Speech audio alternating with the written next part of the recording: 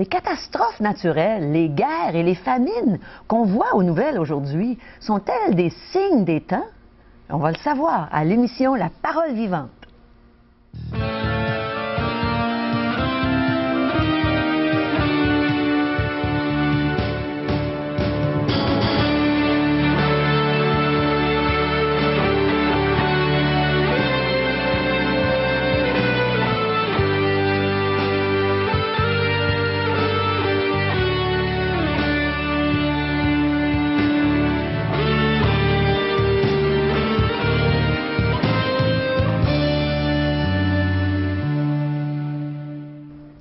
Bonjour chers amis et bienvenue à l'émission La Parole vivante.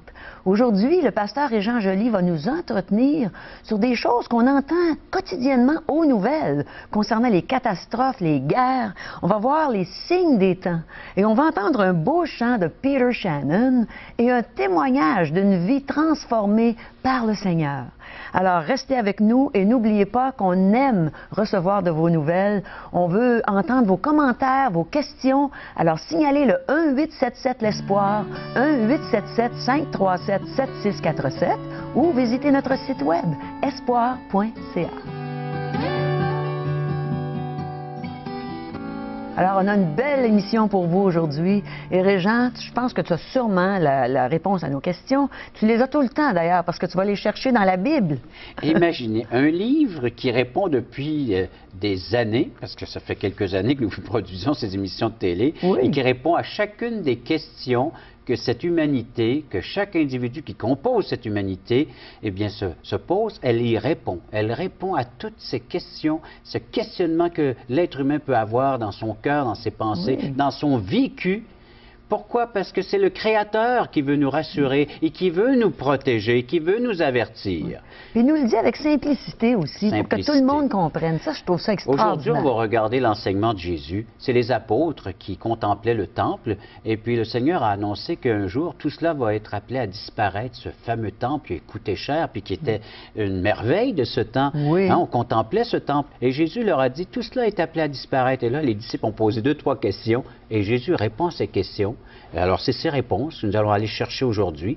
Qu'est-ce qui va décrire la fin des temps ou la seconde venue de Jésus-Christ ici-bas sur cette terre?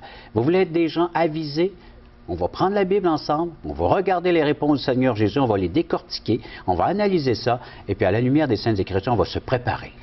Eh bien, on va avoir une émission avec un enseignement passionnant, alors restez avec nous. On vous revient tout de suite.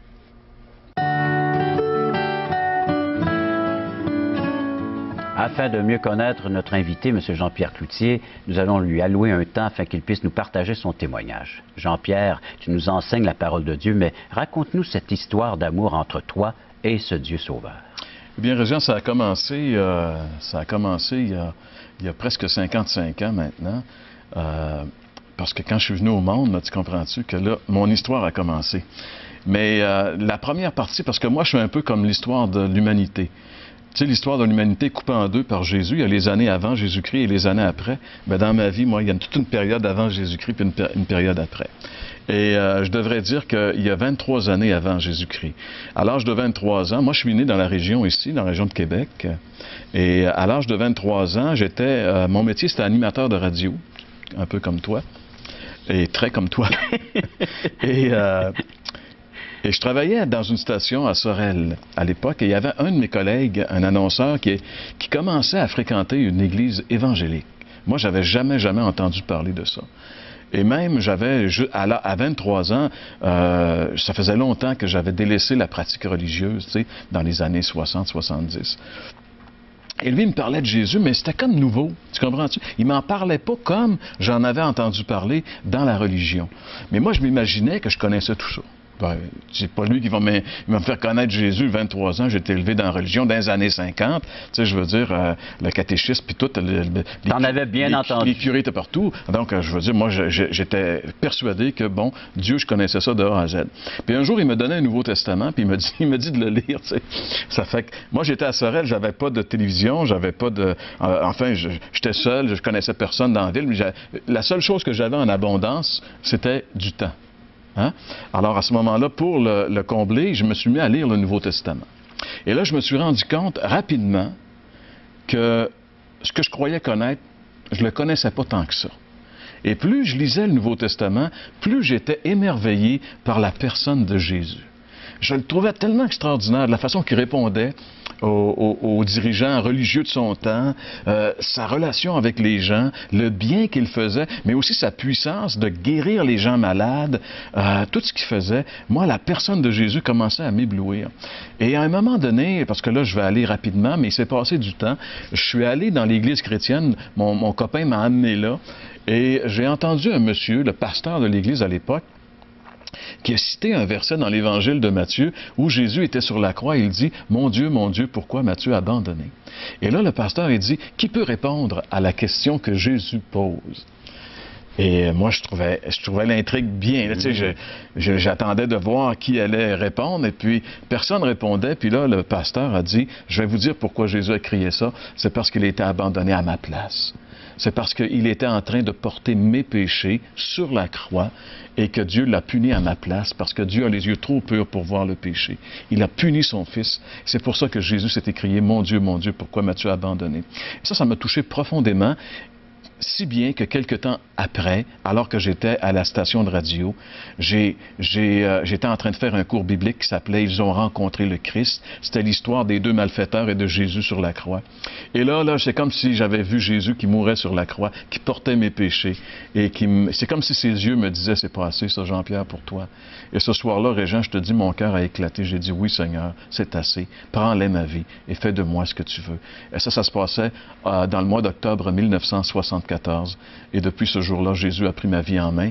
Et là, aujourd'hui, il m'a amené jusqu'ici, dans ton studio de télévision. Jean-Pierre, il ne me reste plus qu'à me tourner vers les téléspectateurs puis à leur dire que vous aussi, vous pouvez bénéficier d'une telle rencontre.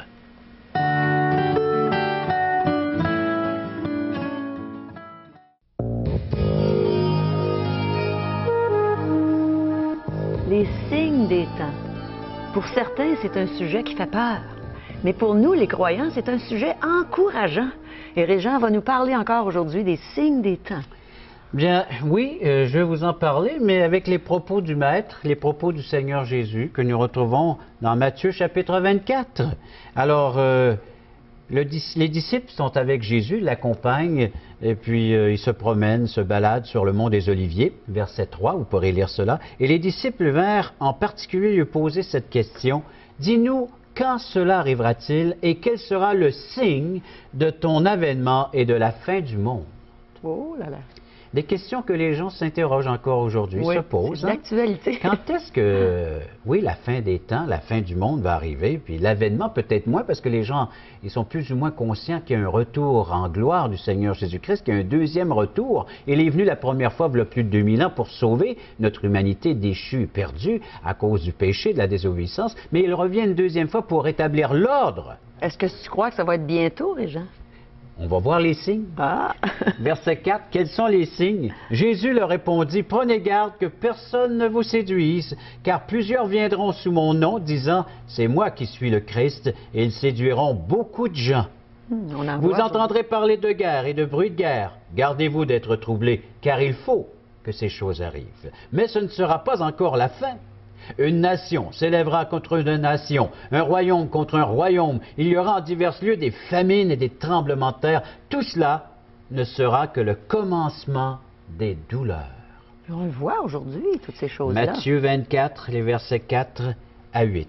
Et comme tu le disais si bien, c'est nos manchettes, c'est nos nouvelles de tous les jours. Oui. Nation contre nation, oui. on voit qu'il y a un tumulte, il y a une révolte. Le cœur humain est en ébullition, prêt à soulever n'importe quand toutes sortes de tumultes, de fomenter contre les gouvernements, de se soulever et de pouvoir se liguer ensemble. Et c'est ce qu'on voit, la guerre, la violence. Oui. On réclame, on veut notre dû, on veut naturellement...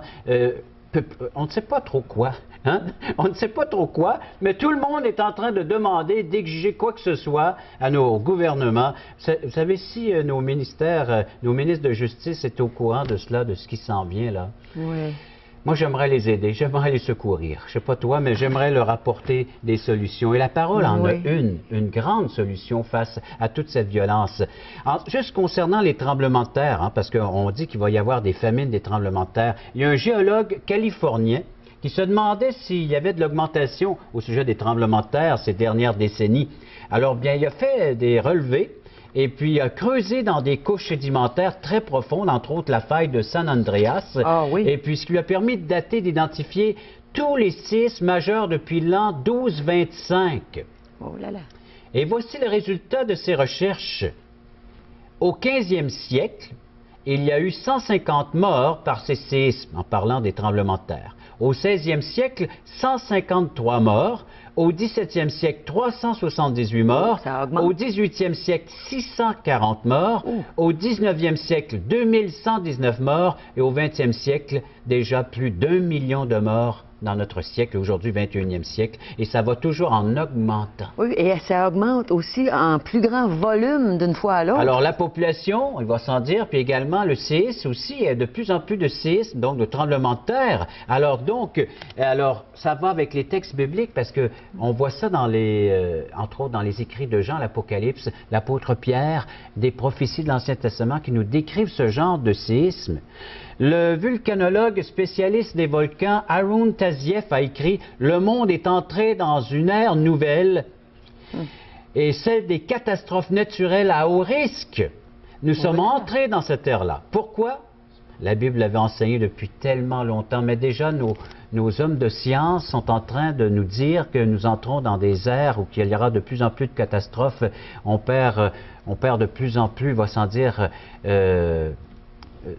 cette air qui est tellement important pour nous à respirer. On perd également, on parle de la pollution, on va parler également de la dégradation de notre nature qui est si importante pour la vie de l'être humain ici-bas sur Terre, et on voit une dégradation dans ce sens-là aussi. Et ça, c'est pas juste nous maintenant, les évangélistes qui parlent, qui disent « Ah, les prophètes de malheur ». Non, nos scientifiques, ceux qui sont en train d'étudier cette petite planète Terre, qui la regardent avec un télescope et puis sont en train de dire, les microscopes, ils sont en train de regarder, ça va mal.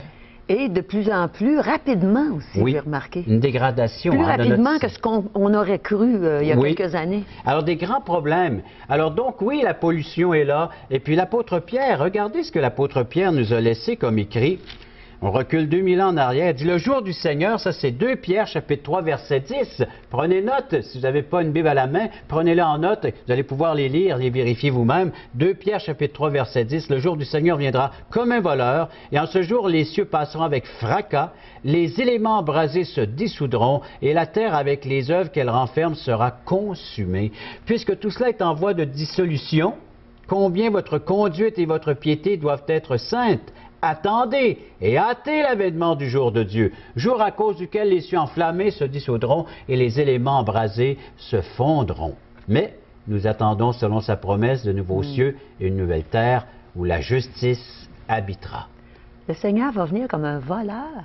Ça, c'est d'autres textes que nous pouvons lire dans les lettres de Paul aux Thessaloniciens, mais lui aussi, c'est vrai que l'apôtre Pierre, c'est aussi comme un voleur. C'est-à-dire que les gens ne s'y attendront pas. Imaginez si le voleur vous appelait et dit, voulez-vous, demain à 11h, je vais aller, à 11h du soir, 23h, je vais aller dévaliser votre maison. Alors, placez tous vos articles de valeur à la porte, puis j'y serai. Hein?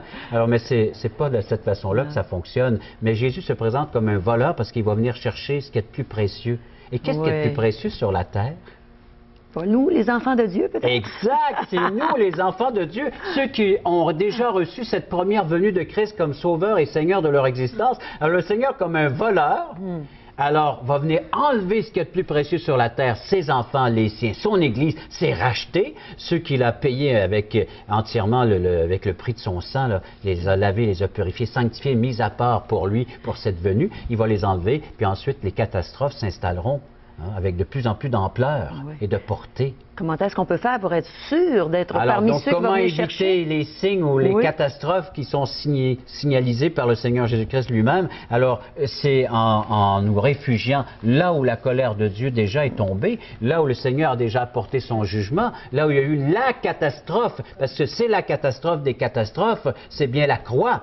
parce que les gens n'ont pas tout le sens, la signification de cette croix, mais là où Jésus est mort, il portait notre sort, ton sort, mon sort et le sort de chacun d'entre nous. La Bible nous dit que le salaire du péché, c'est la mort. Christ est mort pour nous. Vous savez que ce n'est pas un accident, la croix.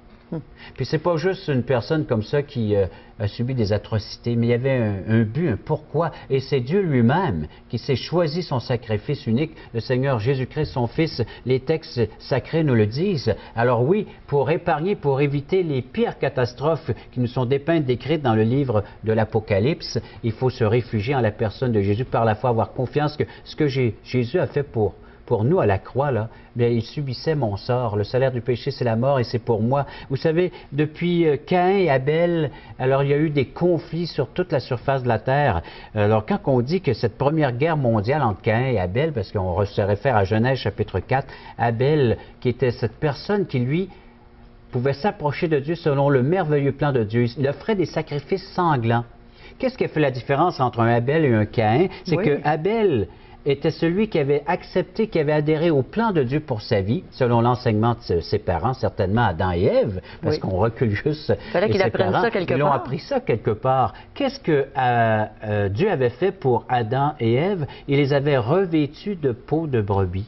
Donc, un sacrifice avait été offert. Dès que le premier péché fut commis dans le jardin d'Éden, Dieu s'est approché d'Adam et Ève, leur a dit, « Où êtes-vous?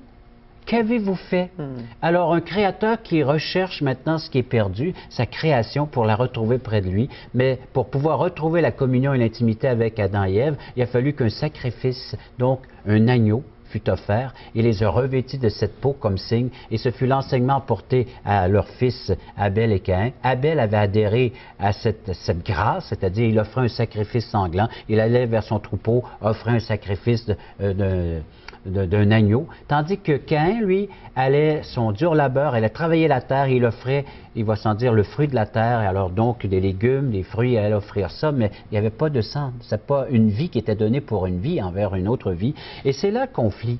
Et aujourd'hui, on dit que la plupart des conflits viennent de nos religions. C'est pas un tort, hein? Vous savez que la parole de Dieu nous dit, à Caïn et Abel, c'est une guerre de religion, mais Caïn est devenu jaloux parce que Abel était accepté de la part de Dieu, c'était approuvé, tandis que Caïn était désapprouvé de la part de Dieu. Il essayait par ses propres moyens, ses propres forces d'acquérir la bénédiction de Dieu, alors que simplement Abel avait qu'à tendre la main par ce sacrifice sanglant qu'il représentait auprès de Dieu. Il était béni. Alors, même si Caïn gagnait sa vie de ses mains en cultivant la terre, aurait fallu qu'il offre le même sacrifice qu'Abel? Exact. Le seul moyen par lequel nous pouvons être sauvés, c'est par un sacrifice sanglant. Et puis l'Épître aux Hébreux nous dit que le seul sacrifice qui peut expier nos péchés aujourd'hui, c'est le sacrifice de Jésus-Christ. Jésus-Christ a dit à son Père, « Je suis venu pour faire ta volonté. » Il dit, les rouleaux parlent de ma venue sur terre. C'est pour ça qu'il est venu, afin d'éviter les pires catastrophes qui sont à venir lors de son deuxième retour, alors qu'il établira l'ordre qui doit régner sur cette terre. Et puis, il y a une seule façon de faire régner l'ordre, bien, il va s'en dire, parce que les gens vivront dans la rébellion, dans la révolte, ne voudront rien savoir. Alors, Dieu devra s'imposer par la force. Mais aujourd'hui, il ne s'impose pas par la force. C'est par amour qu'il lance une invitation. Il dit, toi qui veux éviter ce qui vient, viens à moi et tu seras réfugié. Vous savez, moi je l'appelle le paracolère. Lorsqu'on veut se réfugier de la pluie, on a un parapluie, ou du soleil, parasol, ou le paratonnerre. Oui. Hein? Alors, Jésus devient notre paracolère. Donc, il a déjà subi la colère de Dieu et on peut se réfugier là. Je voyais des incendies aux États-Unis. Qu'est-ce qu'on fait pour éliminer, pour essayer d'empêcher ce danger de se répandre afin que le feu puisse aller détruire un village? Eh bien, on met le feu, hein?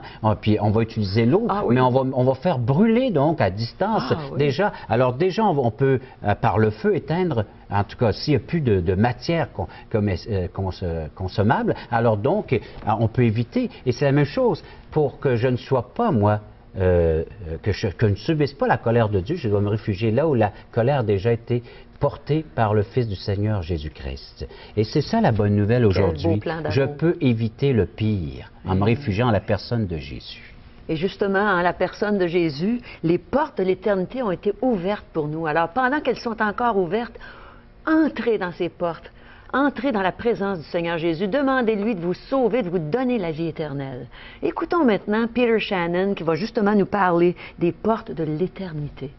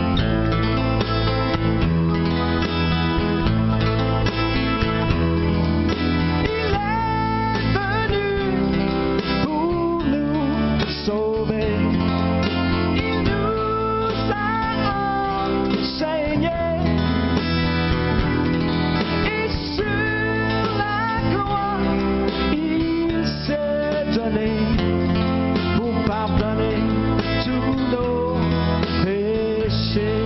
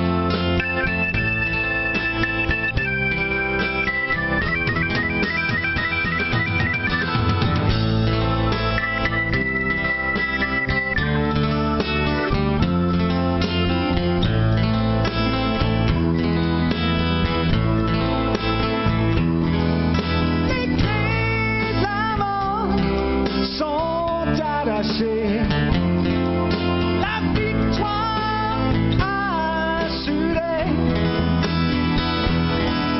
Et si tu crois au ressuscité, son sang peut te laver.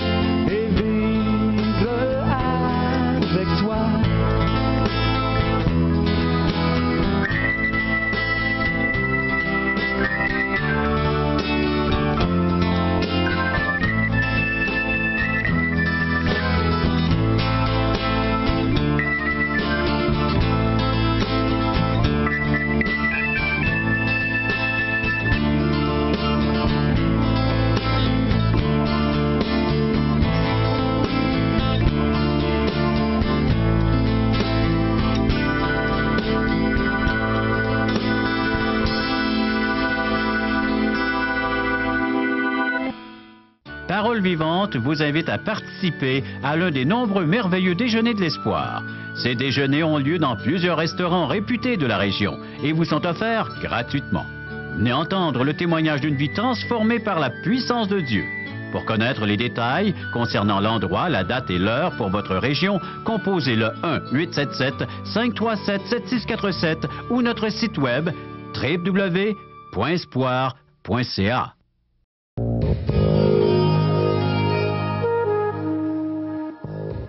Alors, vous voulez passer une belle matinée? Allez dans un de nos déjeuners de l'espoir et vous ne le regretterez pas. Vous allez bien manger pour votre corps et pour votre esprit. Vous allez entendre des choses merveilleuses, un beau témoignage et vous allez recevoir des petits cadeaux. Comme on vous en donne d'ailleurs aujourd'hui. On ne veut pas laisser nos téléspectateurs sur leur faim. On veut les nourrir, continuer à les nourrir. En plus des émissions, il y a aussi la lecture, la littérature qu'on offre. Alors donc, ils peuvent lire l'Évangile selon Jean. Une portion des Saintes Écritures, le Nouveau Testament, l'Évangile de Jean. Alors, c'est le même auteur que l'Apocalypse.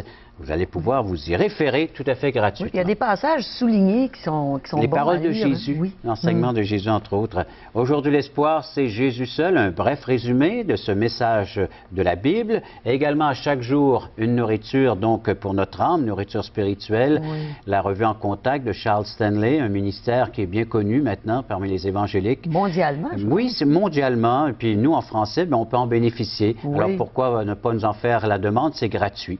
À chaque jour, une méditation sur un texte biblique. Également, question fondamentale de J. Blanchard pour... bien, que se passe-t-il dans notre monde? Justement, ça fait appel au thème d'aujourd'hui, ça. Oui. Hein, pourquoi ça va si mal? Alors, comment y remédier? On aborde ces sujets dans cette revue, dans ce fascicule. Pour nous en faire la demande... Procurez-vous-les. Allez à 1-877-l'Espoir, 1-877-537-7647 ou visitez notre site web espoir.ca. Alors, on a hâte de vous retrouver à l'émission La Parole vivante et on vous remercie d'être avec nous quotidiennement.